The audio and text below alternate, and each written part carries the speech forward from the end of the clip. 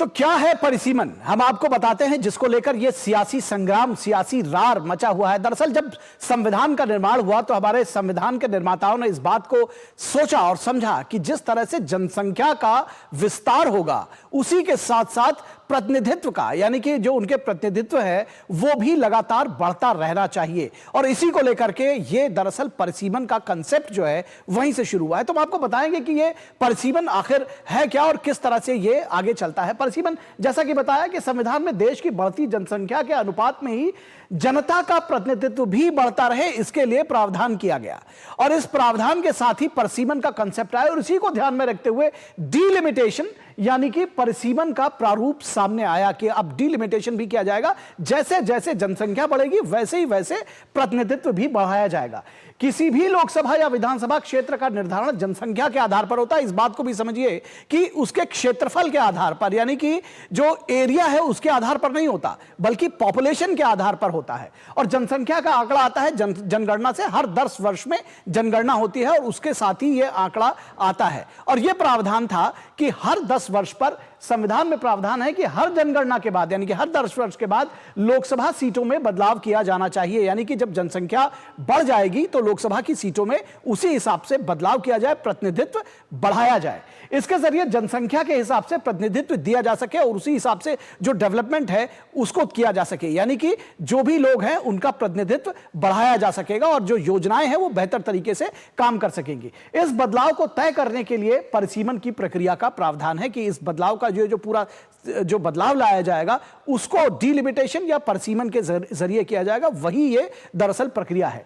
जरूरी नहीं है कि परिसीमन से हर बार सीटों की संख्या में इजाफा किया जाए, उसमें बदलाव किया जाए, उसमें बढ़ोतरी की जाए, बल्कि या उसको घटाया जाए, बल्कि इसके साथ ही साथ यह भी किया जा सकता है कि परिसीमन के जरिए सिर्फ जो लोकसभा क्षेत्र की जो बाउंड्री है, जो सीमा है, उसको तय किया जा सकता है। और इसमें संशोधन करके सीटों की सीमा दोबारा तय की जा सकती है। सीमा यानी कि यहां पर बाउंड्री से मतलब है।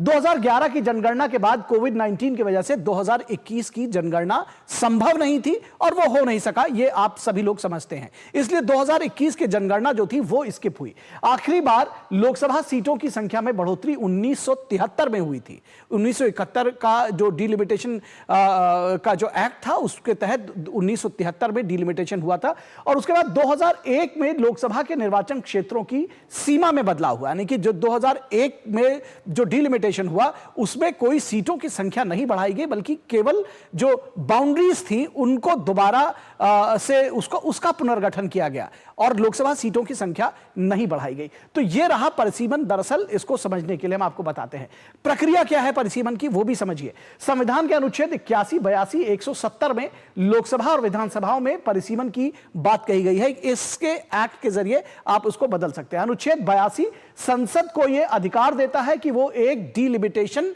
एक्ट ला सके। हर बार ये एक डीलिमिटेशन एक्ट लाया गया, इसके पहले 4 बार भी।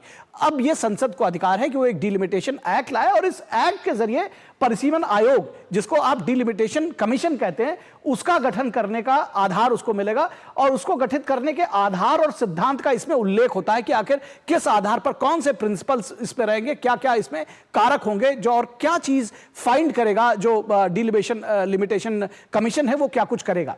इसके बाद केंद्र सरकार परिसीमन आयोग का गठन करती है जो अपनी रिपोर्ट संसद में पेश करती है। डीलिमिटेशन कमीशन अपना काम करती है और उसकी रिपोर्ट जो है वो संसद में पेश करती है। परिसीमन आयोग की रिपोर्ट के आधार पर निर्वाचन क्षेत्र में बदलाव होते हैं। सीटों की संख्या बढ़ाई या घटाई जा सकती है, अमूमन बढ़ाई जा सकती है, क्योंकि जिस तरह से जनसंख्या बढ़ती है तो उस हिसाब से बढ़ाई जा सकती है। तो ये परिसीमन आयोग की रिपोर्ट तय करती है और वही फाइनल और बाइंडिंग होती है। यह बात भी समझने की जरूरत है। लेकिन प्रस्तावित बदलाव सदन का कार्यकाल पूरा होने के बाद ही हो सकता है, यानी कि अगर आज ये बदलाव हो जाए तो जब अगला लोकसभा का चुनाव होगा तभी ये बदलाव प्रभावी होगा, यानी 2029 में जब लोकसभा चुनाव होगा, भले ही वो बदलाव आज लागू कर दिया जाए। राज्यों में परिसीमन या डिलिमिटेशन का अधिकार भी संसद के पास ही होता है। तो ये जो प्रश्न उठता है कि विधानसभाएं क्या कर सकती हैं, विधानसभाओं का अधिकार भी इसी डिलिमिटेशन कमीशन के पास होता है, जो इस बात का राज्यों को भी परिसीमन के लिए सुझाव देने का उसके पास अधिकार है। इस डिलिमिटेशन कमीशन के पास वो इस बात का सुझाव दे सकती है कि राज्यों में भी किया जाए। लेकिन इसमें एक बात और भी है कि संसद किसी राज्य को अपने राज्य विधानसभा में परिसीमन करने का अधिकार देती है, यानी संसद कह सकती है कि राज्य जो है वो अपनी विधानसभा का परिसीमन अपने हिसाब से कर दे, उसका अधिकार संसद के पास है। तो परिसीमन आयोग के सुझावों को किसी भी अदालत में चुनौती नहीं दी जा सकती, यह विशेष बात है, ताकि इसको लिंगर ऑन ना किया जा सके, इसको लटकाया ना जा सके। और सिर्फ अदालतें ही नहीं बल्कि परिसीमन आयोग के सुझावों में केंद्र या राज्य सरकारें बदलाव नहीं कर सकती है, यानी कि जो उसकी रिपोर्ट आएगी वही फाइनल और बाइंडिंग होगी। तो इस पर उसके बाद ये रिपोर्ट लागू की जाती है, परिसीमन आयोग का होता है और उसके बाद राष्ट्रपति के दस्तखत होते हैं और ये जो परिसीमन आयोग का जो कार्य होता है, जो सीटों को बढ़ाने घटाने, जो सीमा का निर्धारण है, वो सारी चीजें एक बार एक्शन में आती हैं। तो अब यह समझने की जरूरत है कि इसका गुणागणित दरअसल क्या है। जैसा कि आपको बताया कि अब तक 4 बार 1952, 1963, 73 और 2002 में परिसीमन आयोग बनाया गया। ये एक्ट के जरिए बनाया जाता है, दरअसल डिलिमिटेशन एक्ट के जरिए। इसके तहत लोकसभा की सीटों को बढ़ाकर 494, फिर 522 और 543 किया गया। जो सीटों की संख्या थी उनको बार बार बढ़ाया गया, 594 किया गया, 522 और फिर 1973 में जो बढ़ाया गया वो 543 की गई, जो आज तक है। 73 में जब सीटों की संख्या बढ़कर 543 की गई तो देश की जनसंख्या 54.8 करोड़ थी और आज लगभग 140 करोड़ है। तो आप समझ सकते हैं कि ये जो डिफरेंस है वो कितना है, सीटें 543 ही हैं। 1976 में 42वें संशोधन के जरिए 2001 की जनगणना तक लोकसभा की सीटों में बदलाव पर रोक लगा दी गई। ये जब 1976 में जो 42वां संशोधन आया, जिसको कई बार मिनी संविधान भी कहा जाता, उसमें कई सारे प्रस्ताव थे, उसमें एक प्रस्ताव यह भी था कि 2002 तक इस पर रोक है, 2001 तक। 71 से 2001 की जनगणना के बीच जनसंख्या में 87% की बढ़ोतरी हो गई। तो आप समझिएगा, जैसा बताया कि 54.8% था और आज 140 करोड़ है, 2001 में उससे कम थी। 2001 के परिसीमन में लोकसभा की सीटों में कोई बदलाव नहीं हुआ, केवल निर्वाचन क्षेत्रों की सीमा में परिवर्तन लेकर आया गया। यानी कि जब 2002 का जो परिसीमन आयोग गठित हुआ उसमें केवल सीमा में, 2001 का, उसमें केवल सीमा में परिवर्तन किया गया, यानी कि उसको रिकंस्ट्रक्ट किया गया, उसकी जो बाउंड्रीज थी। लेकिन लोकसभा सीटों की संख्या में कोई बढ़ाव नहीं, और इसके साथ ही यह तय किया गया कि 2026 तक इनमें कोई बदलाव नहीं होगा। तो दरअसल ये जो पूरी सियासत है इसको समझने की जरूरत है कि अब इसके पीछे का गुणागणित क्या है। इसके पीछे का गुणागणित क्या है कि जो दक्षिण के राज्य हैं उनको ये लगता है कि हमारी जनसंख्या, हमने जनसंख्या का पर कंट्रोल किया है, जनसंख्या का नियंत्रण किया है और हमारी जनसंख्या उस हिसाब से बढ़ी नहीं जितना उत्तर भारत में बढ़ी है। तो जब सीटें बढ़ेंगी तो उत्तर भारत में ज्यादा बढ़ जाएंगी और हमारी कम बढ़ेंगी, तो जो पॉलिटिकल पावर है वो हमारे हाथ से निकल जाएगी। दरअसल ये एक विषय है जिस पर सियासी रार है, लेकिन क्या दरअसल सचमुच ऐसा ही है, ये भी आपको बताते हैं। ये जो है आज हमारे जो विशेष चर्चा का विषय है वो भी आज यही है, और हम ये देखेंगे कि आज हमारी विशेष चर्चा का विषय यही है, परिसीमन की टेंशन या चुनावी एजेंडा। परिसीमन की टेंशन या चुनावी एजेंडा, ये आज का हमारा विशेष विषय है और इस पर हमारे साथ खास मेहमान जुड़े हुए हैं जिनसे हम बातचीत करेंगे और समझेंगे कि दरअसल ये पूरा विषय क्या सिर्फ सियासी रार है या इसमें कुछ कंटेंट है। भास्कर राव जो कि कर्नाटक बीजेपी के प्रवक्ता है, हमारे साथ जुड़े हुए हैं, बहुत स्वागत है आपका। एडवोकेट निखिल जैन जो कि राजनीतिक विश्लेषक है और कांग्रेस की नीतियों के समर्थक माने जाते हैं, एडवोकेट निखिल जैन, बहुत स्वागत है आपका। और समीर चौगांवकर, वरिष्ठ पत्रकार, हमारे साथ बने हुए हैं। समीर जी, बहुत स्वागत है आपका। और अगर मैं एडवोकेट निखिल जैन के साथ इस चर्चा की शुरुआत करना चाहूँ, जैन साहब, अभी आप देखिए कि दरअसल जिसको कहते हैं कि जिसमें अभी फिलहाल इसको लेकर के कोई फूल प्रूफ आइडिया, कोई फूल प्रूफ प्लान कैसे बनेगा, जनगणना होगी उसके बाद होना है, बहुत सारे सवाल हैं। लेकिन इसको लेकर के जो एक सियासी गठजोड़ की शुरुआत है वो शुरुआत हो चुकी है। तो क्यों ना माना जाए, जब ये आरोप लगाए जाते हैं कि ये गठजोड़ सियासी है और इसमें कोई कंटेंट नहीं है, क्योंकि अभी तक परिसीमन की कोई बात सामने आई नहीं है। निखिल जी, देखिए, कोई भी मुद्दा जो देश की जनता के लिए जरूरी है उसका सियासी होना जरूरी है। अगर जब 2011 से 14 के बीच में देश की जनता को ये लगा कि उस समय की जो भारत सरकार, यूपीए सरकार थी, उसमें भ्रष्टाचार बढ़ रहा था, तो उसे एक सियासी मुद्दा बनाया गया और सही बनाया गया, मतलब बनाना चाहिए था। उसके अब जो भी परिणाम हुए नहीं हुए वो एक अलग चर्चा का विषय है। अब जो ये परिसीमन का मुद्दा है, एक रीजन है कि क्यों पहले 1976 में ये कहा गया कि 25 साल बाद हम देखेंगे, फिर 2001 में कहा गया 25 साल बाद देखेंगे। और आपके दर्शकों को ये जानना याद रखना जरूरी है कि 1976 में कांग्रेस की सरकार थी, लेकिन 2001 में बीजेपी की सरकार थी, एनडीए सरकार थी। लेकिन दोनों ही सरकारों ने अपने मत में ये माना कि परिसीमन का मुद्दा हमें इस वक्त नहीं देखना चाहिए। और उसका सीधा सा कारण ये था कि देश के जो राज्य सोशल इंडिकेटर्स पे बेहतर कर रहे थे, पढ़ाई लिखाई पे एंड फर्टिलिटी रेट्स को रिड्यूस करने में, उन राज्यों की पॉपुलेशन उस दर पे नहीं बढ़ रही थी, और जो नहीं अच्छा कर पा रहे थे उनकी ज्यादा दर पे बढ़ रही थी। ठीक है। इट जस्ट सो हैपेंस कि उत्तर के राज्यों में ज्यादा पॉपुलेशन बढ़ी और दक्षिण के राज्यों में इतनी पॉपुलेशन नहीं बढ़ी। अब ये सियासी मुद्दा इसलिए बन के मुखर हो रहा है क्योंकि वहां की जनता में, सदर्न स्टेट्स की जनता में भी एक ये दिक्कत है या डिस्कम्फर्ट है कि हमारी लोकसभा में रिप्रेजेंटेशन गिरेगी। और शायद साउथ के स्टेट्स के सीएम्स को इसलिए अलग से मिलना पड़ रहा है क्योंकि जो भारत सरकार है, जिसकी पूर्ण रूप से जिम्मेदारी है, संसद की जिम्मेदारी है कि परिसीमन को ढंग से लागू करा जाए या फिर इस पे एक सोल्यूशन निकाला जाए, वो सच्चाई से ना तो देश की जनता के सामने आ रही है और ना ही राज्यों के सामने। और इसका मैं सिंपल सा एक उदाहरण देता हूं कि अमित शाह, होम मिनिस्ट्री के अंडर सेंसस होता है, होम मिनिस्ट्री सबसे इंपॉर्टेंट मिनिस्ट्री, नोडल मिनिस्ट्री रहेगी ये परिसीमन के लिए। वो ये कहते हैं कि किसी भी स्टेट की जो उसके हिस्से में आने वाली लोकसभा सीटें हैं वो नहीं गिरेंगी। पर ये कहीं ना कहीं से एक भ्रम फैलाने वाली बात हुई, क्योंकि संविधान में साफ साफ लिखा है कि ऑन एन एवरेज कोई भी लोकसभा की सीट एक सांसद को उतने ही लोगों को रिप्रेजेंट करना चाहिए किसी भी राज्य में। तो अगर तमिलनाडु में एक लोकसभा सांसद 25 लाख को कर रहा है, उत्तर प्रदेश में भी 25 लाख को ही करना चाहिए। तो ये प्रश्न दरअसल यही उठता है निखिल जी, नहीं बढ़ाएंगे। आपकी बात बिल्कुल ठीक है और यही एजेंडा दरअसल उठाया जा रहा है। लेकिन ये फिर भी बात यही आती है कि जब गृह मंत्री इस देश का कह रहा है कि अन्याय नहीं होगा और तमिलनाडु या किसी भी दक्षिण राज्य की, किसी भी एक भी राज्य की अगर सीटें कम नहीं होंगी तो अनुमान के आधार पर, और ये फिर ये क्यों ना समझा जाए, ये सवाल फिर मैं ले आऊंगा भास्कर राव साहब के पास। एक मिनट दीजिए बस निखिल जी, एक मिनट दीजिएगा कंप्लीट करने के लिए। और मैं यही कह रहा हूं कि अगर परिसीमन जिस तरीके से संविधान में आज के रूप में लिखा है, अगर ये लागू होता है तो वो अन्याय होगा। It is impossible to prevent that. आपने फिर अगर लगाया ना उस पे, देखिए कितने सारे संशोधन हुए हैं, कितने सारे वे आउट्स हैं। लेकिन अगर मैं ये कह रहा हूं कि कोई चीज जब सामने अभी आई ही नहीं, और एक अवधि में कहावत है कि पोखरे की नींव नहीं पड़ी लेकिन जो घड़ियाल है उन्होंने डेरा डाल दिया, तो ये क्यों ना माना जाए कि तमिलनाडु में और जो राज्यों में जो चुनाव हैं उनके उस पर अपनी सियासत चमकाने की कोशिश की जा रही है। भाई ये तो अगर कोई फुल प्रूफ चीज सामने आती निखिल जी अगर कोई चीज सामने आती तब आप कहते, तो अभी तो कुछ आ ही नहीं, आपने ये कहना शुरू कर दिया कि जी पारदर्शिता लेकर आएंगे। पारदर्शिता तो होगी ही, अगर कोई चीज संसद में आएगी तो पारदर्शिता तो होगी। नहीं, देखिए परिसीमन अगर होता है तो उत्तर प्रदेश, बिहार और बाकी के उत्तर के जो राज्य हैं, मध्य प्रदेश वगैरह, राजस्थान, इनकी सीटें तमिलनाडु की अगर सेम रहती हैं, केरला की सेम रहती हैं, तो इन राज्यों की ज्यादा बढ़ेगी। तो जो रिप्रेजेंटेशन है 1973 में बढ़ी थी क्या? मैं केवल 1 to 1 आपसे नहीं करना चाह रहा। 1973 में यूपी के बढ़ी थी क्या? नहीं बढ़ी थी, तमिलनाडु की भी नहीं बढ़ी थी। तो मैं ये कह रहा हूं कि अभी से मैं शायद जो चीज कहना चाह रहा हूं वही बात आप भी कह रहे हैं, लेकिन आप कह रहे हैं कि अगर बढ़ी तो, मैं कह रहा हूं अगर की गुंजाइश ही कहां है? अगर की गुंजाइश इसलिए है क्योंकि नहीं क्योंकि वहां पर सियासत चमकानी है। सीधे तौर पर मुझे मैं अगर ये कहूं भास्कर राव जी, आपको लगता है कि ये क्या ये अभी सही समय है परिसीमन पर लेकर के उसको चुनावी एजेंडे के तौर पर लेकर आने के लिए?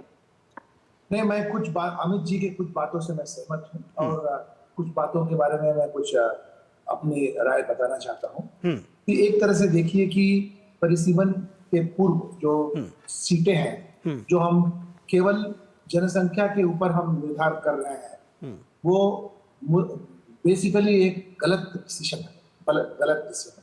हालांकि गृह सचिव ने, गृह मंत्री जी ने हम लोग सबको एक कॉन्फिडेंस दिया है कि किसी की सीटों में कोई घटाव नहीं होगा। यहाँ 3 पॉसिबिलिटी है।